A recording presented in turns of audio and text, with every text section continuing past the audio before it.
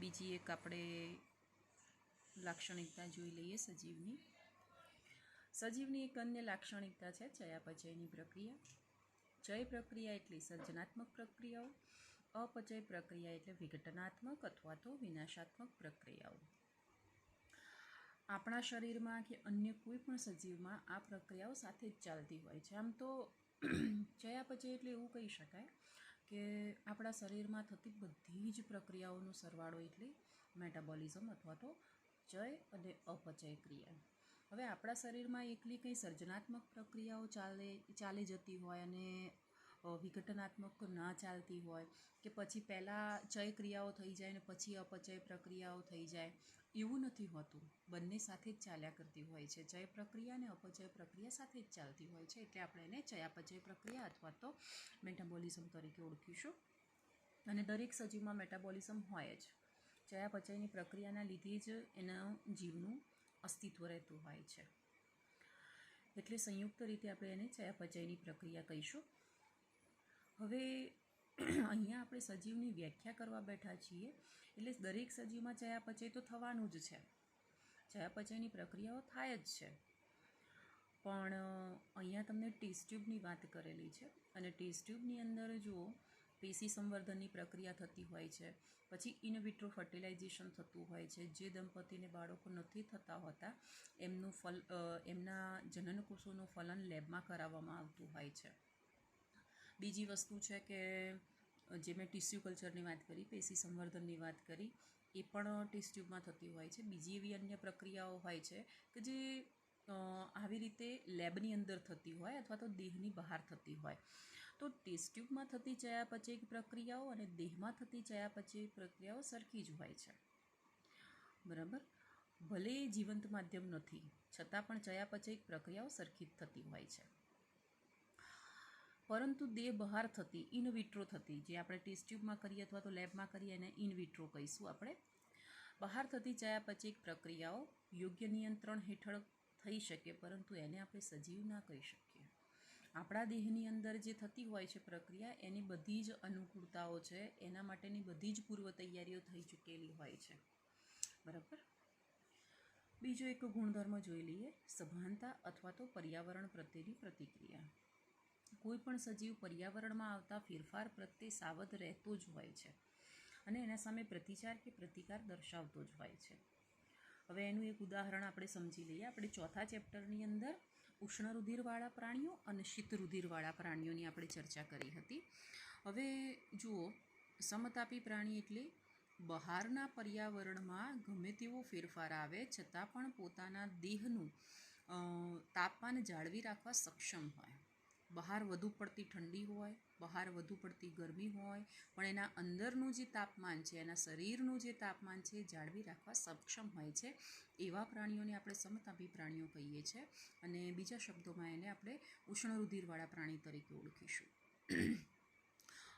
અસમતાપી પ્રાણી એટલે કે શીત રુધિરવાળું પ્રાણી, આ એવા પ્રાણીઓ છે કે જે પર્યાવરણની અંદર જો મોટો ફેરફાર આવી જાય તાપમાનની અંદર તો એ સહન કરી શકતા નથી. એટલે આપણે એને અસમતાપી પ્રાણીઓ કહીએ છીએ. એમને ગ્રીષ્મ નિંદ્રા, શીત નિંદ્રા અથવા તો જે તે પરિસ્થિતિમાંથી એમને છટકવું પડે અથવા તો ક્યાંક બીજે સ્થળાંતરણ કરી લેવું પડે, નહીં તો એમનું અસ્તિત્વ રહેતું નથી. એને આપણે શીત રુધિરવાળા પ્રાણીઓ કહીશું. સમતાપી પ્રાણીઓમાં વિહગ અને સસ્તન બે જ આવે છે. બાકી બધા જ જે આપણે સમુદાયોનો અભ્યાસ કર્યો એ અસમતાપીમાં આવે છે. હવે જુઓ, એવી અસર એક આની અંદર બતાવેલી છે ઋતુ સંવર્ધકો અથવા તો ઋતુ સંવર્ધિત સજીવો. એવા પણ કેટલાક સજીવો છે કે જે ઋતુ પ્રમાણે પ્રજનન કરતા હોય અને પ્રજનન ઉપર પ્રકાશ અવધિની અસર નોંધાતી હોય છે. વનસ્પતિ અને પ્રાણીઓ બંને પ્રકારના સજીવોમાં પ્રજનન પર પ્રકાશ અવધિની અસર થાય છે જ. હવે અમુક પક્ષીઓ, અમુક વનસ્પતિ એવી હોય છે કે જેમાં ટેમ્પરેચરમાં થોડો ઘણો ફેરફાર આવે ત્યારે એમાં પ્રજનનની પ્રક્રિયા આપણે જોઈ શકતા હોઈએ છીએ. અમુક પાક તમે જુઓ કે જે ઉનાળામાં જ આવતા હોય છે, અમુક પાક જે છે શિયાળામાં જ આવતા હોય છે. તો આ એનું એક પરિબળ છે કે જેના થકી એમનું પ્રજનન થતું હોય છે અને પ્રજનન થયા પછીનું આપણને ઉત્પાદન મળતું હોય છે. આદિકોષ કેન્દ્રીથી લઈ અને સુકોષ કેન્દ્રી સુધી બધા જ સજીવો સભાનતાનો ગુણધર્મો ધરાવે જ છે. આદિકોષ કેન્દ્રી કોષ હોય, આદિકોષ કેન્દ્રી સજીવ હોય કે પછી સુકોષ કેન્દ્રી સજીવ હોય, પર્યાવરણ પ્રત્યે એ સભાન જ હોય છે. એક ઉદાહરણ આપું તમને લીલનું. વોલ્વોક્સ નામની લીલ જે છે, લીલા કલરની લીલ છે. હવે એને વધુ પડતો જ્યારે પ્રકાશ આવતો હોય એના શરીર ઉપર તો એ સ્થળાંતરણ કરી જાય છે, પછી છાયાવાળી જગ્યાએ રહેતી હોય છે. તો આ પણ એક એની સભાનતા જ કહેવાય કે એને પોતાને ખબર પડે છે કે વધુ પડતો પ્રકાશ આવી રહ્યો છે, તો એને ત્યાંથી પ્રચલન અથવા તો સ્થળાંતરણ કરવું પડતું હોય છે. તો આ પણ સજીવનો એક ગુણધર્મ થયો. બીજું છે જીવનની ઘટનાઓ થોડીક ઉચ્ચ વર્ગોના, એમાં આંતરક્રિયાઓના લીધે શક્ય બનતી હોય છે. એ પણ જોઈ લઈએ કે ઉચ્ચ વર્ગોના સજીવમાં જીવનની ઘટનાઓ તેમના દેહની આંતરક્રિયાઓને લીધે શક્ય બનતી હોય છે. દાખલા તરીકે આપણા પુસ્તકમાં આપેલું છે કે પેશીના ગુણધર્મો બંધારણને લીધે નથી, પરંતુ એ બંધારણમાં રહેલા કોષો વચ્ચેની આંતરક્રિયાનું પરિણામ છે.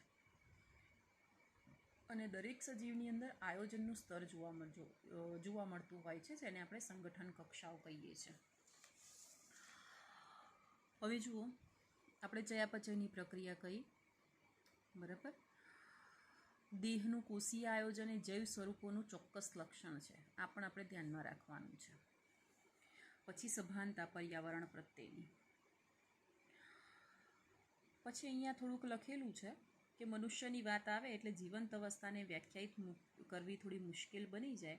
હૃદય અને ફેફસાને બદલે માત્ર મશીનને આધારે દવાખાનામાં મૂર્છામાં પડી રહેલા દર્દી, જેને આપણે કોમામાં કહીએ છીએ કે કોમામાં પડી રહેલું વ્યક્તિ જીવંત કહી શકાય, પણ એમનું હૃદય, એમનું ફેફસું જે કામ નથી કરી રહ્યું, મગજ પણ અચેતન હોય છે. બ્રેઇન ડેડ વ્યક્તિ હોય ને, એનું મગજ ડેડ થઈ ગયું, પણ બીજું જે હોય બોડીના બીજા પોર્શન, બીજા અંગો કામ કરતા હોય છે. એટલે દર્દી સ્વયં સભાનતા કે સ્વયં ચેતના ધરાવતું નથી. તો આવા દર્દીઓ જ કે જે સામાન્ય જીવનમાં પાછા આવવાના નથી, હવે એમને સજીવ ગણવા કે નિર્જીવ ગણવા? આ અમુક પરિસ્થિતિની વાત કરેલી છે ટિપિકલ, કે કોઈ બ્રેન્ડેડ વ્યક્તિ છે, કોઈને હૃદયની તકલીફ છે, કોઈને ફેફસાની તકલીફ છે. ફેફસાની તકલીફ હોય ને એના લીધે સાધન ઉપર એમને મૂકેલા હોય, હૃદયની તકલીફ હોય ને એમને બીજા સાધન ઉપર મૂકેલા હોય, તો આપણે એને સજીવ કહેવાય કે નિર્જીવ કહેવાય? એ સજીવ જ કહેવાય, બરાબર. પણ આ અમુક પરિસ્થિતિની વાત કરેલી છે. તો ઓર્ગેનાઇઝેશન જોવાનું છે આપણે. હવે આ સંગઠન કક્ષાઓ સમજી લો, બીજું તો પુસ્તકમાંથી વાંચીને ફાવે એવું છે. સંગઠનની કક્ષાઓ કોને કહેવાય એ સમજી લઈએ. જો આપણે ચોથા ચેપ્ટરની અંદર એવું કહ્યું હતું કે એક કોષી સજીવો પ્રોટિસ્ટા, કે જેને વિટેકરે નહીં પ્રાણી સૃષ્ટિ કે વનસ્પતિ સૃષ્ટિમાં મૂક્યું નથી. તો એક કોષીય સજીવો, પછી બહુકોષીય સજીવો, પછી આપણે એમ કહેતા હતા કે પેશી નિર્માણ જોવા મળે છે, અંગ નિર્માણ જોવા મળે છે, અંગતંત્ર જોવા મળે છે, દેહ જોવા મળે, દેહનું આયોજન જોવા મળે છે, અને પછી જટિલ એવું સુવિકસિત આખું દેહતંત્ર ધરાવતા સસ્તનો અસ્તિત્વમાં આવેલા છે.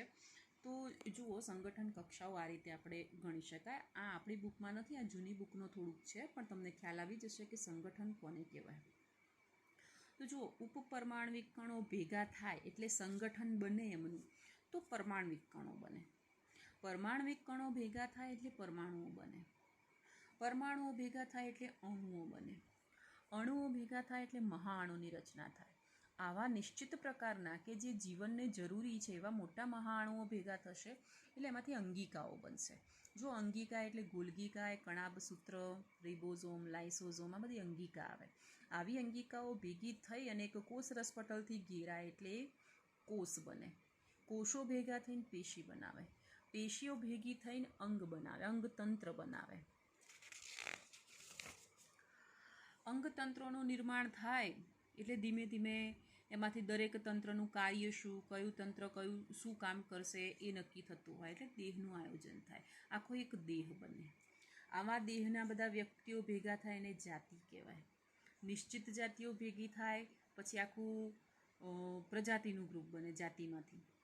પછી કુળ કહેવાય, ગોત્ર કહેવાય, શ્રેણી કહેવાય, વસ્તી કહેવાય, જીવાવરણ કહેવાય, નિવસન તંત્ર કહેવાય.